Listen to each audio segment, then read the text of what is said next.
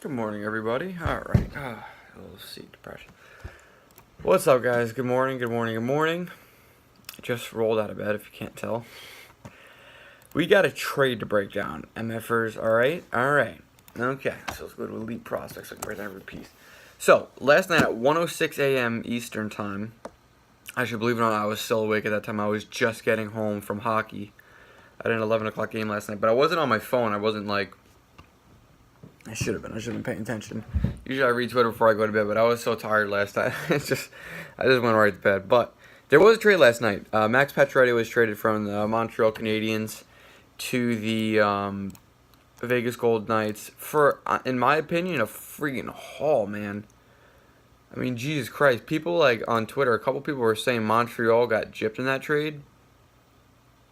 Hell no. Hell to the no. You gotta look at it like this. So, yeah, Pacioretty for Thomas Tatar, Nick Suzuki, and a second-round pick. I don't know if there's a condition on second. Dude, that's a freaking haul, man, all right? I mean, holy crap. You're talking about a guy a year away from becoming a UFA, coming off a 17-goal, 37-point campaign. Played 64 games. He had 37 points. And he only had 17 goals. He was barely on pace for 25 goals. And he got you a top prospect, a top 9 forward, arguably top 6 forward, and a second round pick, and a pretty deep draft coming up. Yeah, that's a good haul. Now, if you look at it, like if Pacioretty was just coming off his 2016-2017 campaign where he had 35 goals, or the 2014-2015 where he had 37 goals, or the 2013-2014 where he had 39 goals, yeah, that's not a lot. But that's Montreal's fault for not trading him earlier. If that's what they want to make the argument based off of, then yeah, that's their fault for not trading him earlier. Not for nothing, when the Rangers traded Marian Gaborik at the 2012-2013 trade deadline to Columbus, they didn't really... I mean, in the end, they got a lot for him because of how good Derek Brassard turned out. But they could have gotten a lot more had they traded Gaborik, say, after a 40-goal season. Not a year or two away from UFA. So... yeah, I thought that was a phenomenal trade for Montreal. I honestly thought, I'm a little surprised at Vegas because Vegas didn't want to trade a guy like Nick Suzuki in an Erik Karlsson deal. What, they'll do it for Max Pacioretty? I don't know. I found that quite interesting. And not for nothing now. I mean, Vegas this year, I can't believe I'm going to say it, but Vegas actually looks better this year than they did last year. Just because, in my humble opinion, Pacioretty over James Neal every day of the week. And adding Paul Stastny certainly doesn't hurt your case. Yeah, that first line you got Karlsson, Smith, Marchessault. Then you got, let's say, Stastny, Pacioretty, and you could throw like Alex Tuck on that line. Then you got Eric Halla. I guess Cody Eakin could center that line, but Halleck could certainly center that line too. And like a William Carrier. And oh yeah, they're fine, man. They're fine. They could still call up, and that's right, Cody Glass probably makes the NHL next year. I'm not really that worried about Vegas. I think they got the player they wanted. I just thought they inadvertently gave up a little bit more than they should have for him. Not saying you're gonna get Max Pacioretty for free. I'm sorry, I got you on. Ugh. But I just think Nick Suzuki, I just think he has an incredibly bright future. I don't know. That's my home plan. Now, I love Max Pacioretty. I really wanted, a couple years ago, when his name first started popping up in rumors, I really wanted the Rangers to get him. As in most Rangers fans, he actually grew up a Rangers fan, originally born in Connecticut. He's actually Maxime Afanaganow's brother-in-law. That's interesting. But, no, Pacioretty's an awesome player. He's a year away from UFA, though, so you got to wonder, if Vegas doesn't re-sign Max Pacioretty, this is a really bad trade for them. Unless they win the Stanley Cup, not re-signing this guy means they lost the hell out of this trade, obviously. Now, as for Thomas Tatar, he was not very good in Vegas. He had 6 points in 20 games after 28 points in 62 games with Detroit before they traded a first, a second, and a third-round pick for him. God only knows why they traded that much for this dude. I've always been a Tatar supporter, but I would have never, ever condoned trading that much for this guy. He's young and all, but I mean, he's consistently, for the past 4 years in a row, He's been a 20-goal scorer, 20-plus goal scorer. You can say 5 years in a row. He scored 19 goals 5 years ago. But even at that, a 20-goal, 45 to 50-point guy, that's worth a first, a second, and a third-round pick. I wonder what Kevin Hayes is going to get for the Rangers this year. It's just, there's variables. So I guess Tatar, I don't know what they do with Thomas Tatar. They might flip him again. They did eat some salary on Tatar, did Vegas. So Montreal ate, I think they both ate $500K. I think they both teams ate $500K, but Tatar has 3 years left.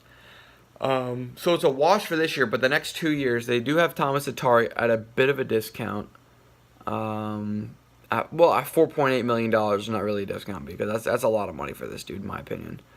But still, they could, if you eat 50% on top of that 4.8, because Montreal's a seller right now, that much is clear.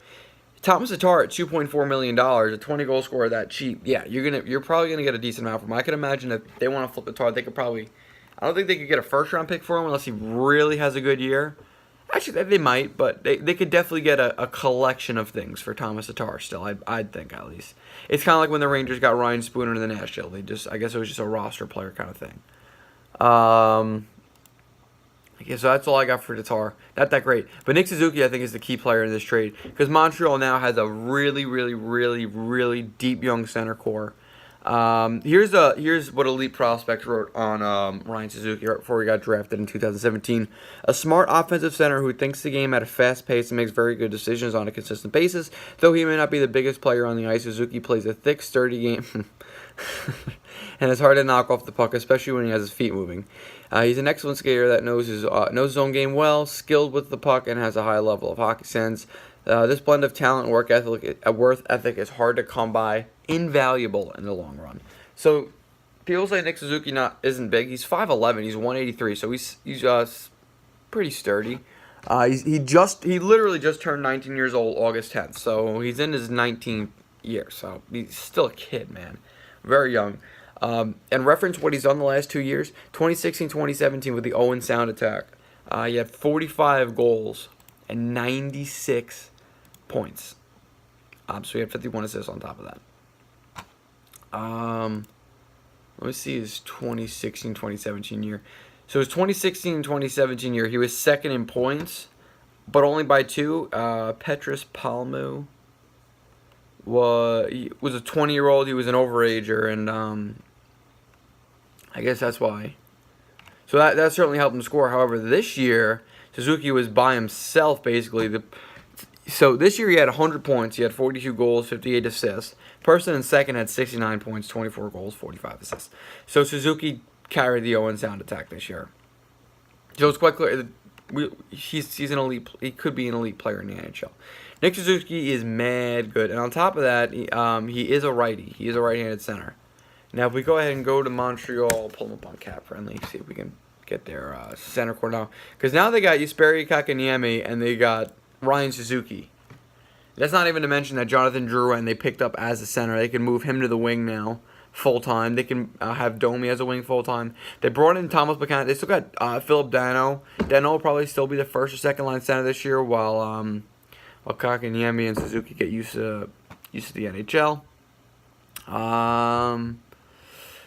Yeah, Buchanan will probably be the fourth-line center, I'd imagine. Maybe the third-line center. Not really paying him too much. He could be a fourth-line center, I suppose, at that salary. And I guess after that, they're just going to figure out how the hell they're going to sell off all these other pieces. You got Carl Alzner, 4 years left, at $4.625 million per year. That is not going to be an easy sell. Not at all. He's owed $6 million this year, $4.625 next year, and $3 million and $3.5. I don't know how they're going to sell him, but they got to figure that out. Let's go back to cap hit. They got Jeff Petrie. I don't think Petrie's that bad. He's only 30 years old. He's got 3 years left at $5 million a year. Makes $5 million this year, $4 million in the next 2 years. He is coming off his first 40-point campaign in his career. He had, when they first got him in 2015-2016, he had 16 points in 51 games with them after 7 points in 19. Oh, wait, no. No, they got him in 2014, 2015 from Edmonton. He put up 7 points in 19, and he had 16 and 51, 28 and 80, and this year he had 42 and 82. I'm gonna guess it's because of his increased role. I think they could probably find a trade partner for Jeff Petrie. It's gonna be a matter of how much salary they want to retain. Of course, they still have David Schlemko, who's men's in my opinion. Jordy Ben, Victor Met, Noah Jolson. These guys gotta get spots. They did pick up Xavier Ouellette and Mike O'Reilly, so they do have some young defensemen at the NHL level right now. Just I don't know how long Shea Weber is gonna be out. I wouldn't imagine too long. Unless, what do you guys know what his injury is? I don't know what his injury is. Let's see. Do they have it? No. Yeah, Montreal. They're in for the tank, man. They're in it for the tank. They want to lose for Hughes, and I can't blame them. I didn't think Montreal and Marc Bergevin will ever find the day where they committed to a tank. I didn't think so. Because places like New York and Montreal, you would never expect to see that because the cities are so cup hungry. They just want to win, and that's how management looks at it. That's why it's amazing how good of a job what's his name's done in Vancouver. Because every single year the owner's like, win. Sign this player. We need to win. And whilst having to deal with all that crap, he went ahead and put together a hell of a prospect pool. Now with Quinn Hughes, Aliu, O'Leary, Elias Pettersson, Bo Horvat. They got him in the Schneider trade, the 9th overall pick that came out to be Bo Horvat. They still got Jake Virtanen, who's still only 22 years old. Brock Besser's 21. Adam Gaudette, who they got from the Rangers in the Rafael Diaz trade. They traded Diaz to the Rangers for a 5th-round pick, and that 5th-round pick turned out to be Adam Gaudette. So next time you think trading a 5th-round pick for a depth defenseman is nothing, it's something. Yeah, no, they got it. I'm going off on a tangent right now, but yeah. Vancouver's got a really solid future right now. All they need is 1 or 2 more defensemen, in my humble opinion. Because they got Thatcher Demko. Nikolai Goldovin, forgot about him. Yeah, they'll be all right.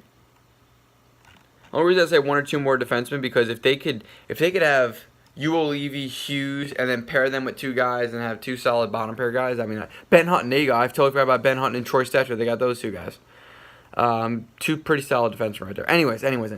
So I think if I'm gonna declare a winner on that trade, I'm gonna give the win to I'm gonna give it to Montreal.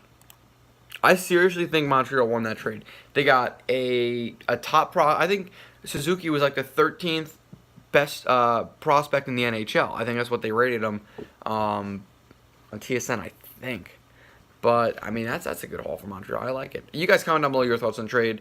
As always, I'll respond. I always like to see you guys' comments and your thoughts on the trade. But, sorry for a pretty boring trade video. I'm shot right now. I got to go get ready for school now. I'll see you guys tonight. Rangers play tonight. Traverse City. Peace.